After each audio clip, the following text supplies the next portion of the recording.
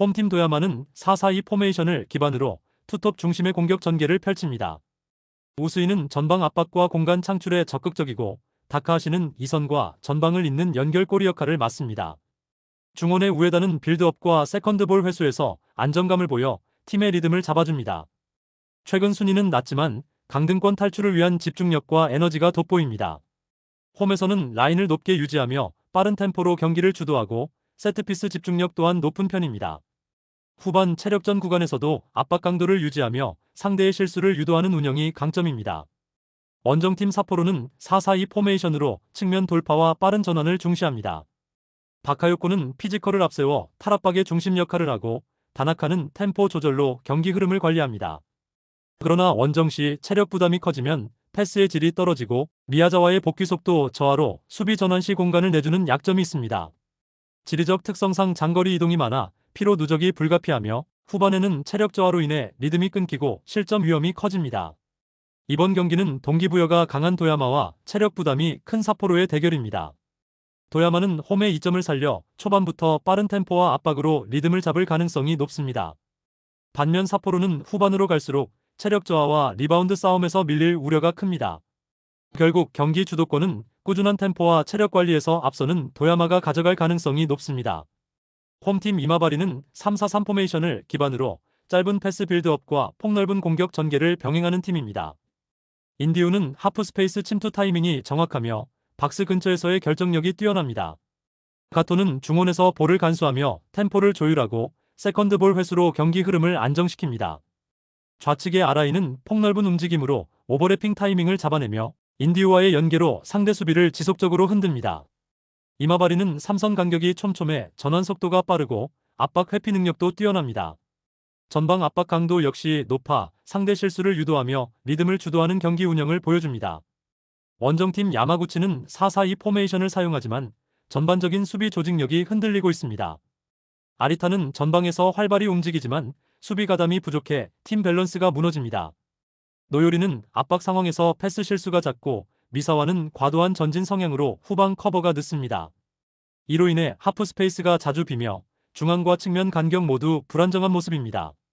세컨드볼 처리 능력도 떨어져 상대에게 쉽게 공격권을 내주며 체력 소모 이후 라인 유지가 더욱 어렵습니다. 리그 하위권 순위는 단순한 결과가 아니라 수비 전술 붕괴의 단면을 보여줍니다. 이번 경기는 이마바리의 인디우의 침투와 가토 아라이의 연계를 통해 빠른 템포로 경기를 풀어갈 것으로 보입니다. 특히 아라이의 오버래핑은 야마구치의 불안한 포백을 흔드는 핵심 루트가 될 전망입니다. 야마구치는 중원과 수비 간격이 벌어져 리바운드 싸움에서도 밀릴 가능성이 큽니다. 결국 체력 유지와 압박 리듬에서 앞서는 이마바리가 경기의 주도권을 잡을 것으로 예상됩니다. 홈팀 야마가타는 4-3-3 포메이션을 기반으로 공격과 압박의 균형이 잘 잡힌 팀입니다. 디사로는 전방에서 활발한 움직임으로 수비를 흔들며 강한 압박으로 팀의 에너지를 끌어올립니다. 사카모토는 측면 돌파와 하프 스페이스 침투 능력이 뛰어나 빠른 템포로 공격 전환을 주도합니다. 다카에는 중원에서 볼 순환의 중심을 잡으며 패스 타이밍을 정교하게 조율해 경기 리듬을 유지합니다. 특히 홈에서는 전방 압박 강도를 높여 하프라인 위에서 상대를 몰아붙이고 탈취 후 짧은 패스로 마무리하는 완성도 높은 전술을 구사합니다. 유기적인 움직임과 끊김없는 전환 속도로 상대의 빌드업을 무너뜨리는 능력이 돋보입니다. 원정팀 구마모토는 3-3-1-3 포메이션을 사용하는 빌드업 중심의 팀입니다. 시오하마가 중앙에서 전개를 주도하지만 강한 압박을 받을 때 실수가 잦습니다. 와타나베는 전방에서 활발히 움직이지만 상대의 높은 압박 라인을 돌파하는 데 어려움을 겪습니다. 가미무라는 측면에서 폭을 넓히며 패스 루트를 만들지만 수비 복귀 타이밍이 느려 라인 유지가 불안정합니다. 3백 구조는 점유 시에는 유리하지만 압박을 받을 때 전환 속도가 급격히 떨어집니다. 특히 후방 실수 이후 세컨드 찬스를 허용하는 장면이 많아 경기 중반 이후 체력 소모와 함께 리듬이 흔들리는 모습이 자주 나타납니다. 이번 경기는 전방 압박의 야마가타와 빌드업 의존도의 구마모토가 맞붙는 흐름 싸움입니다. 야마가타는 디사로의 압박과 사카모토의 돌파, 다카이의 패스 조율로 템포를 끌어올리며 경기를 주도할 가능성이 높습니다. 반면 구마모토는 강한 압박에 대응하지 못할 경우 시오하마의 전개가 끊기며 공격 흐름이 단절될 위험이 있습니다. 후반으로 갈수록 압박 누적과 체력 저하로 리듬 유지가 어려워질 전망입니다. 결국 경기의 템포와 리바운드 싸움에서 우위를 점할 야마가타가 홈에서 주도권을 가져갈 가능성이 높습니다. 홈팀 오이타는 3-1-4-2 포메이션을 유지하며 3백을 중심으로 안정적인 수비 운영을 지향합니다. 아리마는 전방에서 연계 플레이로 수비 라인을 끌어내지만 상대 압박이 강할 때는 연결이 매끄럽지 않습니다. 노무라는 중원에서 전환 타이밍을 조율하며 경기 리듬을 잡지만 활동 반경이 넓어질수록 후방 커버가 흔들립니다. 사카키바라는 측면에서 전진성과 돌파력을 보여주지만 단독 윙백 배치 속에서 수비 부담이 큽니다. 오이타는 양 윙백이 넓은 구간을 홀로 책임지는 구조라 상대가 측면 공격을 강화하면 숫자 싸움에서 밀리는 경향이 있습니다. 특히 수비 전환 시 3백이 좌우로 벌어지면서 하프 스페이스 공략을 허용하는 장면이 자주 나타납니다. 결국 수비 밸런스 유지와 커버 타이밍이 불안정해 체력 소모 이후에는 리듬을 잃는 경우가 많습니다. 원정팀 베갈타 센다이는 4-4-2 포메이션을 기반으로 공수 간격을 촘촘히 유지하는 조직적인 팀입니다. 아라키는 전방에서 압박과 연계를 모두 수행하며 마세는 측면에서 폭넓은 움직임으로 풀백과의 2대1 플레이를 자주 만들어냅니다. 다케다는 중원에서 볼순환과 템포를 지휘하며 전방으로의 긴 패스로 공격 리듬을 빠르게 전환합니다. 측면에서는 윙포워드가 안쪽으로 침투하고 풀백이 겹쳐 올라오며 수적 우위를 형성합니다. 이 과정에서 세컨드볼 회수율이 높고 수비 전환 시에도 공수 간격이 유지되어 역습 대응 속도가 빠릅니다. 전술적 완성도와 리듬 유지 능력 모두에서 베갈타는 오이타보다 한 단계 높은 완성도를 보여줍니다. 이번 경기는 측면 숫자 싸움이 승부를 가를 핵심 포인트입니다. 오이타는 3백 구조상 측면 커버 인원이 부족해 윙백이 넓은 구역을 홀로 감당해야 합니다. 반면 베갈타 센다이는 풀백과 윙포워드의 동시 전진으로 꾸준히 2대1 우위를 만들며 측면 리듬을 주도할 가능성이 높습니다. 마세와 다케다가 좌우에서 번갈아 전진하며 오이타의 윙백 뒤 공간을 공략할 것으로 보입니다. 또한 베갈타는 전환 속도가 빠르고 세컨드볼 대응이 안정적이어서 체력 소모 구간에서도 템포를 유지할 수 있습니다. 결국 베갈타 센다이가 구조적 우위를 바탕으로 경기의 흐름과 리듬을 완전히 장악할 전망입니다. 홈팀 쇼나는 3-1-4-2 포메이션을 기반으로 수비 안정에 중점을 두지만 최근 라인 유지가 불안정한 모습을 보이고 있습니다.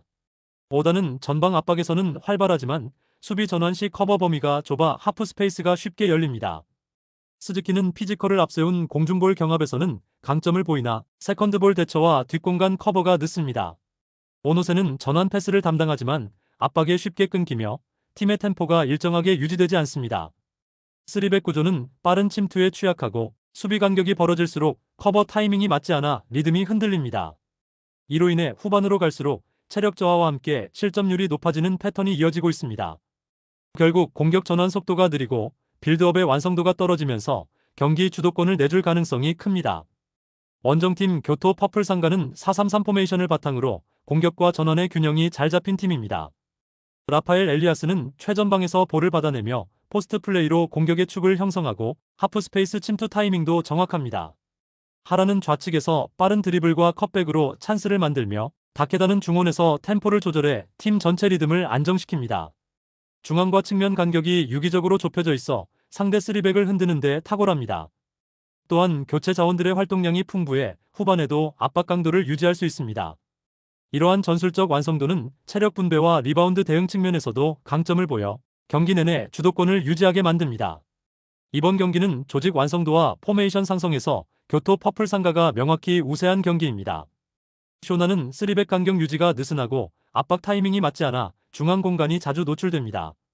반면 교토는 라파엘 엘리아스의 침투와 하라의 돌파, 다케다의 중원 조율을 중심으로 리듬있게 공격을 전개할 전망입니다.